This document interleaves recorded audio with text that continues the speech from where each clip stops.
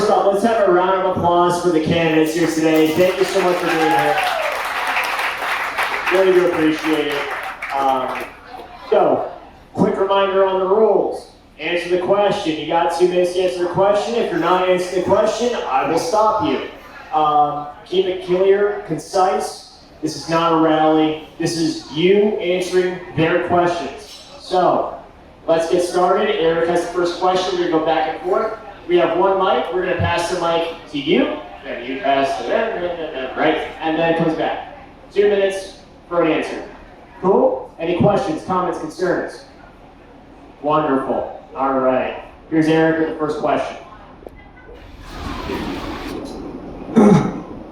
With the U.S. House passing extensive gun control legislation, and the Senate possibly doing these measures as well, would you write or support a bill that would go against the federal government and secure the Second Amendment at the state level? If so, how?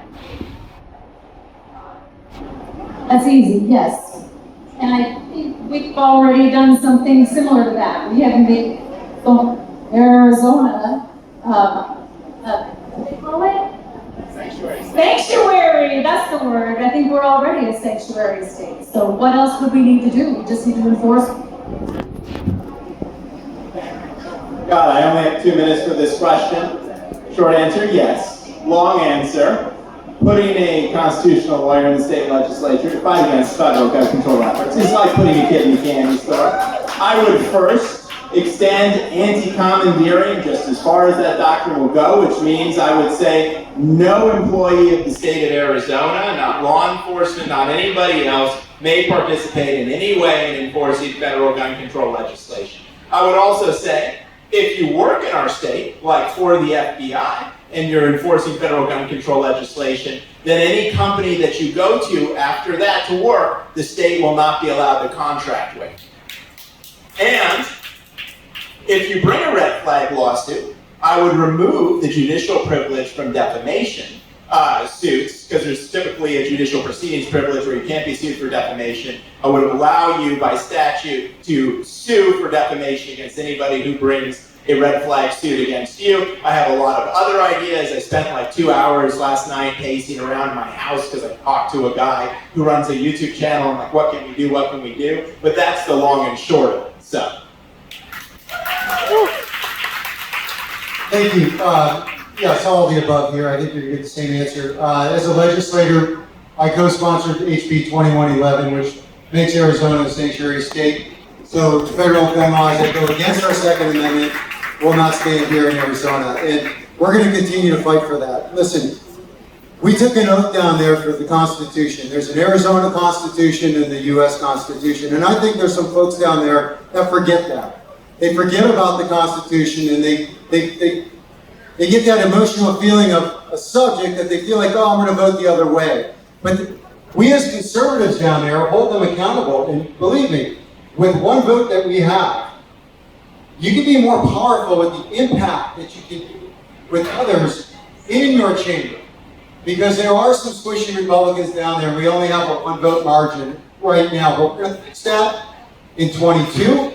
We're going to grow our margin, and we're going to continue to uphold the Constitution on all levels. And I am a gun owner. I'll continue to own my guns, and I'm not giving them up. Thank you. Woo! So the answer is yes, the short answer is yes, and we already have that on the books. But one of the things that we need to do in the future is one of the things I didn't pass when I served 6 years previously in the which was we need to stand up and fight against federalism. We need to actually stand up and say no. We're defending a 10th Amendment right in Arizona. No more.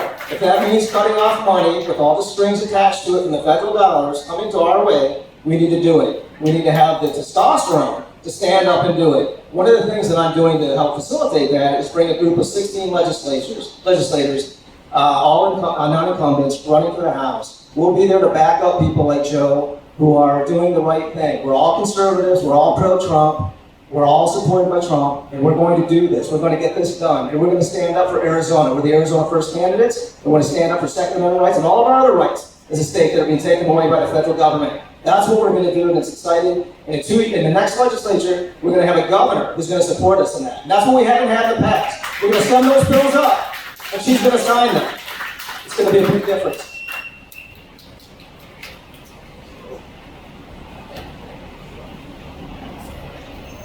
Yes.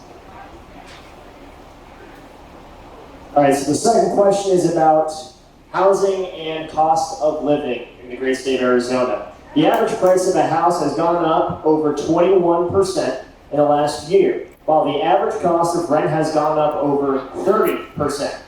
Families and young people struggle to get by. If elected, what would you do to lower the outrageous cost of living in our great state? That's a huge question. By myself, probably not going to be able to do that. You're going to have to get some. It's tough because the inflation is caused by constant government spending. So we don't get to control that, and that makes it very. Thank you so much for coming. Yes. So glad to see you. Thank you so much. So I just finished that and ran right up here. You're the best. Thank you. You know, Afterward. again, I'm not really sure that what me myself can do something about that, but you've got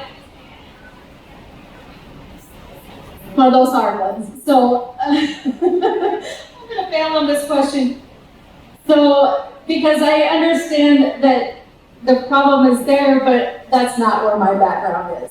So I would have to look to the experts in the industry to see what we can do, how we can fix that, how can we separate from the federal government. I guess one of the ways is to strengthen Arizona's economy in spite of what the federal government is doing. The hard part is we get so much funding from the federal government, and there's a lot attached to that. So the best thing we can do is strengthen Arizona's economy. We put money away into a rainy day fund. We've been building that back up after it was drained in Napolitano's organization. So again, other than strengthening Arizona, bringing in more opportunities for people, encouraging raise wages, the market will probably correct itself with the real estate industry, but again, it's a tough problem, and it's one that we've got to work on. So, inflation is caused by only one thing, right? It's too much money chasing too few goods and services. And I was really shocked. I showed up at the opening of the legislature, and I was hearing both liberals and conservatives talk about, oh, we've got this massive budget surplus. We got it. We're going to have so much fun spending it. I'm like, my jaw is dropping. I'm like, what? And the state legislature is making the problem worse, right, by spending this enormous surplus that we have instead of giving it back to the people and using it to do things like instituting a tax holiday, which we should absolutely do to fight the very high cost of fuel. So what I would do, if you got a surplus, means you're taxing too much, give that money back to the people, cut the taxes. Second thing, or the thing I should say that I wouldn't do, that distinguishes myself from Mr. Mitchell is, while he was in the he sponsored a $500 million tax increase on everything from daycare to funerals to home repair and maintenance, which doesn't help the cost of housing. I would not be supportive of any tax increase body. I will be going in there to cut the size of government and cut the amount of taxes that hardworking Arizonans pay so you can use them in your business, so you can save them, so you can use it to produce more goods and services for yourselves, for your families, and secure your children's future. Thank you. I'm Alex Scott. Okay, I actually was in a real estate forum a couple weeks ago with the same question. And I'm a realtor. I have a license in an investment real estate company, and we're in a cycle. You know, with everything that was set up here with the inflation, of course, elections matter. But we're in a cycle, we've been through it before. The affordability, you know, the free markets will dictate market value. And when it comes to rentals, we cannot have rent control. I had the luxury of living in Oregon for 10 years. They have rent control. They destroyed their rental market. Their rents went up even higher with rent control. You cannot limit people's free market choices of owning a business that's a small rental business and then tell them what they can and can't make. We have housing availability. I'm in the industry. Apartments have a 5% vacancy rate across the board, higher and lower in some areas. But when you start dictating what people can charge for rent, the burden has to come back to the people. So unfortunately, not everybody can live on the house on the hill. You have to live within your means. And when we go through these cycles, we're going to cycle through it. The housing pricing is going through the roof, and a lot of it's because of the explosion into our state from California. When you're selling a $2 million house, and it's 2,000 square feet, and you can buy a $1 million house out here that's 4,000, 5,000 square feet, they're overbidding $100,000, $200,000. Any realtor will tell you that.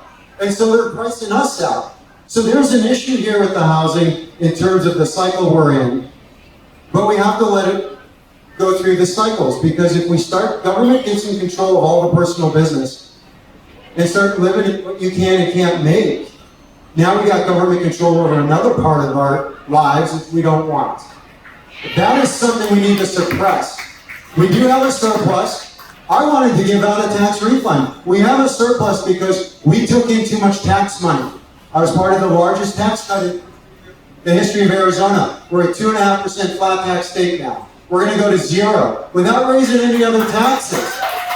We can do that. And we have the surplus right now to put in the rainy day fund, have a bigger reserve, and quit spending the money down there. So many people want to spend money. It's why we're still there on day 157. Because there's legislators from the Republican Party wanting to overspend our budget and won't sign on the bills. We need to less government, less spending, reduce government. That's how you survive. Thank you.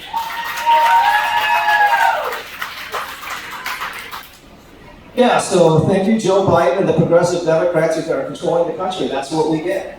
We have it. So as a realtor, I've been a realtor for 30 plus years. I'm a custom home builder for 20 plus years, and I own a home inspection business. This is my industry.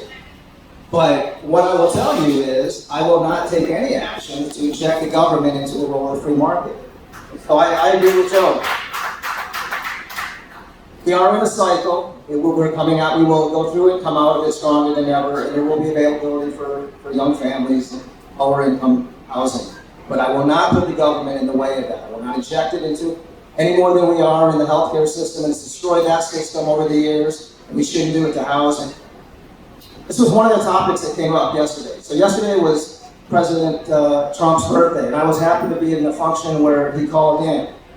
And we spoke about this, generally, but more about inflation.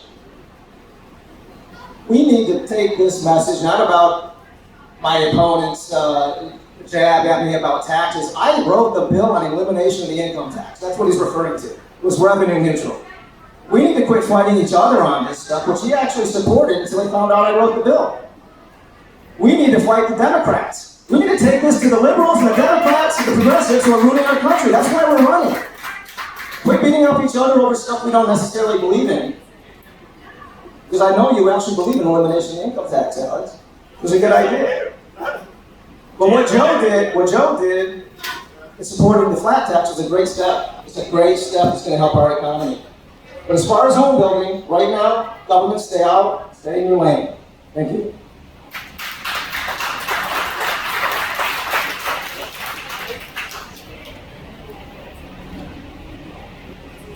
So this next question is about water here in the state of Arizona.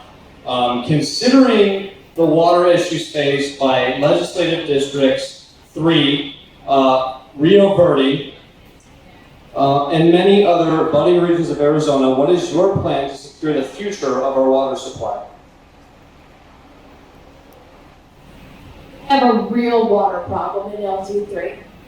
5 years ago, City of Phoenix cut New River Hills off from the supply from Phoenix. So the water haulers gave them about a year notice. Same thing that happened to Rio Verde. Scottsdale gave them about a year notice saying we're going to a stage 1 conservation and we're not going to be able to provide you with water anymore. New River and Desert Hills had the option of EPCOR, who was a private company that had rights in the area, was able to put in a water station. But that's not permanent. That's a temporary solution because EPCOR has no long-term obligation to continue to water. Rio Verde doesn't have a source yet. their end date is December. That's not that far away. Indeed, I believe they're supposed to have their new source by July, and they do not have it. They've been working with the county to try to establish a water improvement district, and they have all but gotten approval from the county supervisors. So hopefully they can make some progress. But again, these aren't permanent solutions. These are temporary, and they don't have any guarantee on how long they'll last. One of the biggest issues that I see with the water is that Arizona, it's a patchwork of solutions. You have SRP, you have different management districts. There's not a centralized point. You have Arizona Department of Water Resources, which probably could serve as that. You could look at putting someone in a central position to be able to provide a water bank to where we can start to negotiate and get credits, because you've got some areas that have more water than others. We have, I know, at least one untapped aquifer on the west side off of I-10 on the way to California. Let me ask, Now we have this after new the issue panel, of the Saudi Michelle's speaking, alfalfa I'm gonna farms try to figure out that how are to do using our water. So there's I love a that. lot Good we need idea. to do. So I find it interesting that you can spend enough time in politics for it to be unbelievable that you want to eliminate it. If I ever spend that long in politics, please move me out and send me back to my family, okay? So, you know, you Look, can speak with a state senator I'm a guy who likes to cut through the bullshit. Secretary of All State. right, We had and Shauna at our last event, here's the and, bullshit with she was water. the incumbent. Okay, we have enough water in the she state. spoke about Problem Secretary of is, State stuff. You wanna speak the to state of Secretary of State? Arizona is Feel free. subsidizing Okay. the dumping of that You make it water wherever you want on to make it. farms in The floor is Canal yours. County. Okay, just want to Right. mention.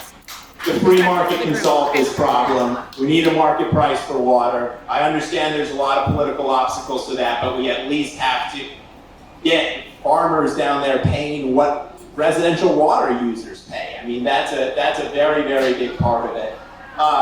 This is one of the few areas in which I believe government has some role. Government needs to make sure that we're adequately funding water infrastructure, but that companies and corporations, they are paying for what it actually costs to deliver that water, because that will lead to the market allocating water in an efficient way. Socialism leads to scarcity, subsidies lead to scarcity.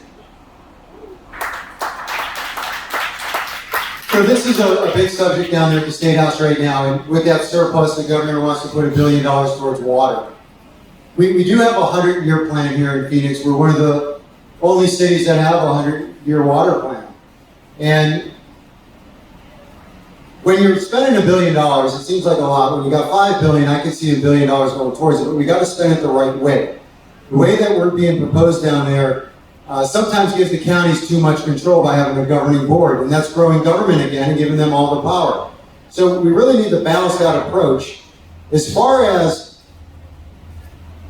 cities like Scottsdale, which is part of our district here, when you do a comparison, I saw a map that showed Lake Mead compared to Las Vegas. When Las Vegas grew over the last 20 years, Lake Mead went down in water.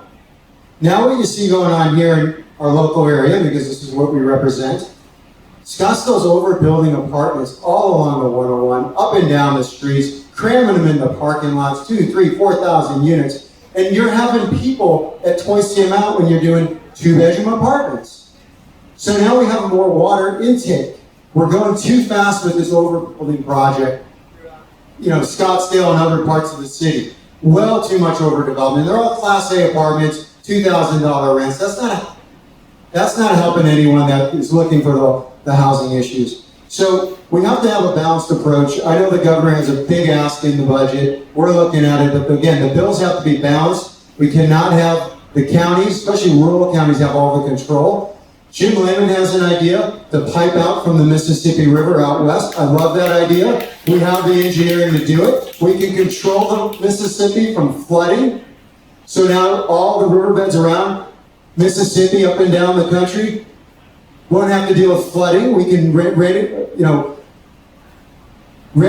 that flow and bring it out west. That's definitely for rural parts.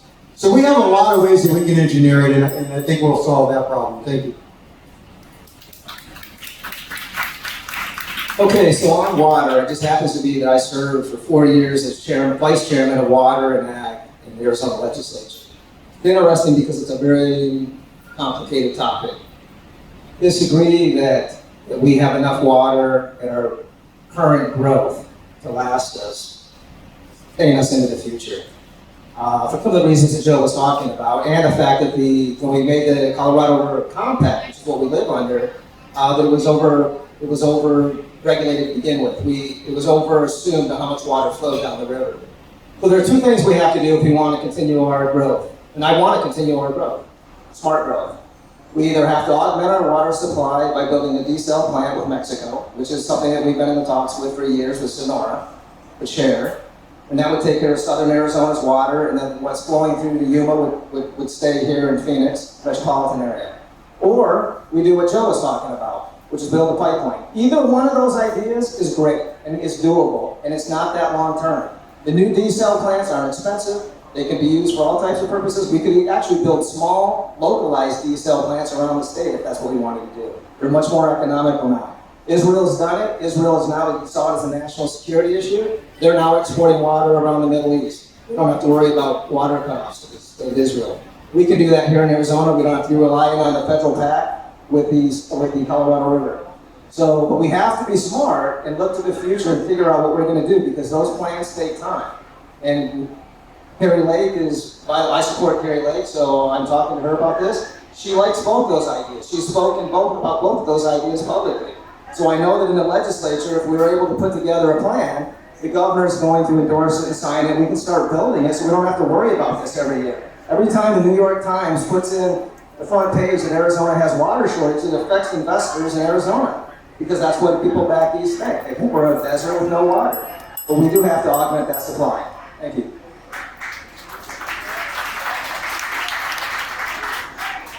Okay.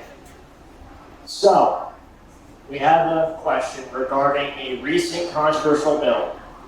The state Senate recently passed SB 2102, a controversial bipartisan bill that requires the DNA collection of any person arrested for any felony, including nonviolent crimes. Tell us your thoughts on this bill, and how would you react to such a bill hitting the floor if elected? Do we know the backstory? Is there any information about why we felt there was a need to collect the DNA of every person that commits a felony? Again, are we collecting the DNA before they've been convicted? Yes. Yep. That's a problem. But that's still a problem. So, but why? What is the reason? That would be my first question. Okay. So, but again, isn't the standard still innocent until proven guilty? I would have a lot of questions, because what is this going to, is it to make it easier to solve crimes, and does that really make it easier? I guess I would question that. I would want to see if this is done somewhere else. What are the results? What's happened? What are the unintended consequences? But it seems to have, for me, it feels like it has some personal civil rights issues with it. Yeah, so one of the reasons that you guys want to send me to the legislature is that I'm going to read the bill before I take a position on it. This is not a bill that I've read, so I can't take a firm position except based on the description that's given. I will say that in general, right, if you're talking about people who haven't been convicted, the U.S. Constitution, which should always be the very first place we look as a member of the legislature, right, it says, in order to see something from somebody or search them, right, and taking their DNA, certainly a search, right, you need to have a warrant issue upon probable cause. I think the U.S. Constitution in general sets a very good standard, so I'd want to see why this bill is deviating from the U.S. Constitution as to people who have not been convicted, why there was felt that need, and how those constitutional concerns were addressed before I could take a position on that bill. I know this bill. It's down there in the Senate.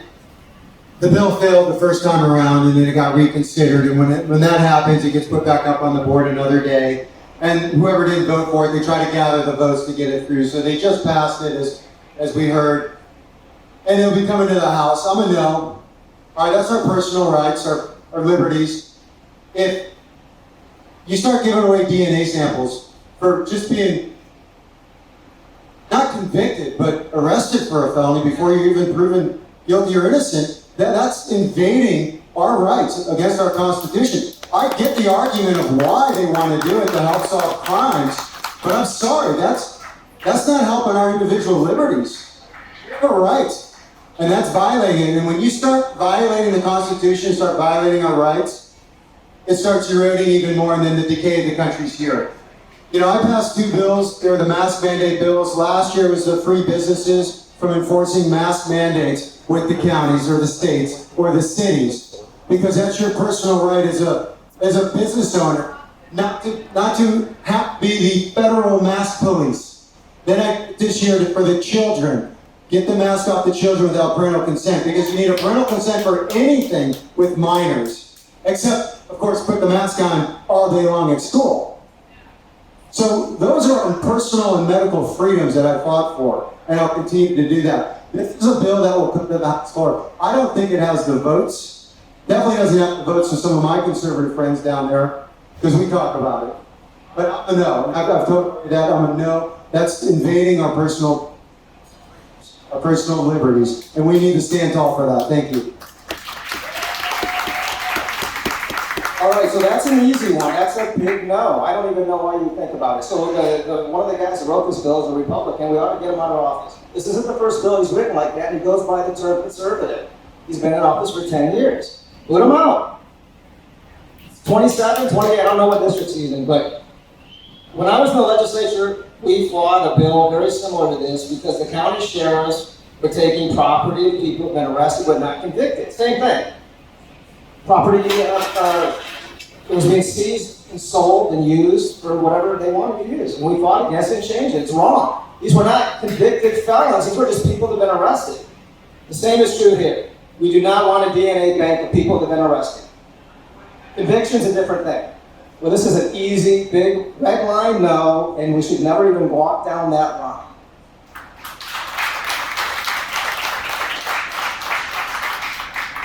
All right, well, that is all the questions that we have today. So you're going to have to come back if you want more questions. That's the incentive. But we're going to allow you guys to have 4 minutes each for a closing statement. All right? We'll be timing you guys. I may not take the whole time. I just want to introduce myself to all of you. My name is Nicole Cantelme, and I have lived in Arizona my entire life. I've lived in the Cave Creek, Desert Hills area for 17 years. Not angry, but I'm concerned. And I worry about my future and especially my daughter's future. That's why I decided to run. I've worked in state government. I love this state. We have the ability to lead us out of this mess. Arizona can do that. My father was a chief of police up in Prescott Valley, Arizona. He served the public most of his life. He served in the Marines. That public service is in my blood. I'm ready to stand up for our rights, stand up for what we need, push back on this absolute disaster of the Biden administration, who proved within the first 2 days what a disaster we were going to have. 80 executive orders / actions. I couldn't believe it. I knew it was going to be bad, but I had no idea how bad. So the only way to push back, go back to the states. That's why I'm running, because I want Arizona to push back every opportunity we can get. Thank you. I'm going to stand up for this. So, my name is Alex Kolodin. Like I said, I'm running for State House. And there's a reason I've been running for State House, which is you can see me, I'm up here, I got some sweat on my brow, and I've had some sweat on my brow for a long time. I've been fighting battles for conservatives in the courtroom for a long time. 2020, we took Adrian Fontes to the Supreme Court and we whooped his butt. Then we represented President Trump's full slate of Arizona electors, tried to get a full audit, and also for the decertification suit. And we also defended Congressman Gosar and the Dems' crazy attempt to take him off the ballot on the 14th Amendment, shot that down, and fixed the legislative snafu where they accidentally eliminated our hardworking PCs. We got that fixed in 2 weeks. So yeah, President Trump said nice things about me too. Here's the thing. All of these fights have taught me two things and made me frustrated in two ways. One, I see good conservative legislation that doesn't have the desired effect, or which gets shot down in the courts, and I go, I could draft that better, or I could be an asset to the caucus in helping other conservatives in the caucus make their ideas as firm and enforceable and powerful and effective as they actually want them to be. And the other thing is, I hear a lot from state candidates or state legislators or people running in various office that there's certain things that are only within the federal government's power to do, like securing our borders. And I know what the Constitution allows states to do and what it doesn't do and what the gray areas are. And I want to use my knowledge in areas like that to push the envelope on what we can do. There's a great Attorney General's opinion that we can stand up a state guard, declare an invasion, send them to the border. I want to try things like that out. Fundamentally, I want to be not just one seat out of many. I want to be the lawyer that represents conservatives in the state legislature, that knows the law, that knows when to call BS, and that knows how to get the job done. Thank you again. I am Alex Kolodin. I'm running the state house, and God bless our great state of Arizona. Okay, I'm Joseph Chaplik. I'm your state incumbent here. When they redistricted this area, 23 became 3. It grew kind of over to the west through Cave Creek all the way to Anthem. There's an open seat, so we have a lot of people running for the race. I've kept my promises kept, re-elect. I am your conservative warrior down there. I am keeping true to what I said I'd do when I won in 2020. I grew up in Ohio, blue-collar family, middle class. I made everything on my own. Came out here to Arizona, married with 2 kids, owned an investment real estate company, and I cut my teeth in corporate America for years at a Fortune 50 company in executive management. When I got down to the State House, I was in shock how poorly it's run. We better candidates running all across the state that have business qualities, accountability, just success in life from working somewhere. We have a lot of people down there that live off this. This is their career. This is them milking the system on insurance and the $24,000 we make. It's not a lot of money. I don't take the insurance. I don't take the salary. I give it to charity. I don't need it. I'm doing this for you, for our families, our generations to come. Because I want America and Arizona to be more prosperous down the road. I think too many legislators forget that around the country. If we don't leave this place better for the next generation, we're the ones killing it. And Arizona's the line that we draw. When Arizona falls, the country falls. And I wasn't going to let that happen. I ran in 2020 and took out an incumbent because I didn't believe he was strong enough. And that incumbent from our party would have lost to the Democrat, and we would have lost that state house. And I beat that Democrat that had 4 times the amount of money that I had, plus another 300 of indirect expenditures attacking me. And I beat him by 15,000 votes, which was significant. And we secured this state house and we secured this seat. And we're going to continue to grow. I co-founded the Freedom Caucus here in Arizona. We have bylaws. I'm a principal member. We're growing this across the country. Other states are getting it from DC. So we can share policy that works from other states and implement it in our red states. And help the blue states try to pass better policy. So one day they can control. We can continue to grow red states across this, rather than blue states gathering across our country. Because again, when Arizona falls, we lost our country. And I'm not kidding, this is the last frontier. So I'm your conservative warrior down there, Joseph Chaplik. I've had 100% ratings, and I'm doing what you want me to do. And that's represent you, be present, be out there in the community throughout the year, not just during campaign year. And I will continue to serve as a conservative fighting for you. I thank you for your vote. Promises kept, re-elect. I'm happy to talk with you, anyone after this, and I'll be present to talk with you for any more questions. Thank you so much, and we love Cave Creek. All right, my name is Darin Mitchell. My wife and I live in Fountain Hills, the other side of the district. We have 3 businesses, small businesses. I'm an entrepreneur. That's what I've done for 25 years. Lived in Arizona for 40 plus years. Served in the legislature for 6 years. Served as chairman of the Conservative Caucus for 4 years. I was the chairman when we had the majority of conservatives in the Arizona House of Representatives. Been out 4 years, so it's been out a little while. What got me motivated to run again was when the COVID crap came up and the governor and the boards of supervisors decided to shut down one of my businesses arbitrarily without any rights to do so. And I thought, I don't like that. Why isn't something happening? Now I realize there's not enough votes in the House or the Senate right now to be effective. But I thought, there's an open seat. I like what Joe's doing. I'm running for that open seat. My wife actually said go ahead, and in the past she said no, so that made a big difference. But the reason I'm running now, in addition to that, is the fact that we're running out of time, and we all know it. We all sit in these meetings, and Joe said it, we're running out of time. This election, the election after that, may be our last to actually affect real change in the country. We can do it in Arizona. My goal isn't just to run for the House as an individual. As I told you, I started an Arizona First organization. We have 16 candidates running for the legislature. Great candidates. We've been to Mar-a-Lago. We've spoken with President Trump. I've been invited 3 times during this campaign to speak to the president. He supports what we're doing. He supports me. He thinks that this is a good idea. We're all conservatives. We're all pro-Trump. Some of those candidates are taking out the squishies that exist in the House, and some aren't. Some are just running for open seats like me. When we get those folks elected, realize the freshman class that's coming, Joe, is going to be almost half of the legislature, half of the caucus.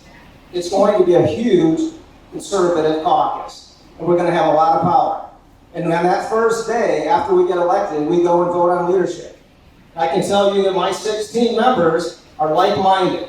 We're going to vote for conservative leadership because it's the most important vote we get. It sets the tone for the next 2 years. We're not going to vote for the squishes. We're not going to vote for the Rusty Bowers that are there now. We're going to vote for conservatives, and then we're going to get conservatives elected that will be put into chairmanships, and our bills will get through. My goal is, with our new majority, we're going to hold the House and the Senate open around the clock for the first 2 or 3 weeks. We're going to suspend the rules as normal, and we are going to pass the MAGA agenda. We're going to pass election security, border security, all of those bills. We're going to walk them right up to the 9th floor where the new governor, Kari Lake, will sign those bills and pass them into law. That's the goal. It's a big deal. And all the states will be watching us. Florida's going to be watching us. Florida's been taking the lead in many of these things, and now they need to look at us because we're on the cusp of being able to make a significant change to save our country. That's why I'm running. I'm not running for the job or the money like Joe. I have businesses. I don't need the job. I don't need the money. I don't need to spend my time doing it, but I believe in it because I believe we're losing our country. We're going to do it. My experience for 6 years in the legislature, my experience as a chairman, my experience as running for Speaker of the House, all of these things are important. We're going to have a very young caucus, and they need experience. They need people to know the ins and outs of how to pass legislation, how to put together coalitions to pass bills, and more importantly, to kill all the bad crap that comes down the pipe. And that's coming from Republicans. That's why I'm running. I would love to have your support. I asked for it. My name's Darin Mitchell. I'm running for the House. Thank you.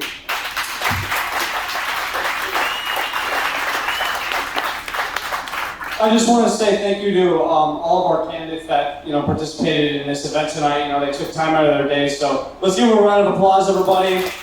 Woo! And you guys can go and talk amongst the crowd.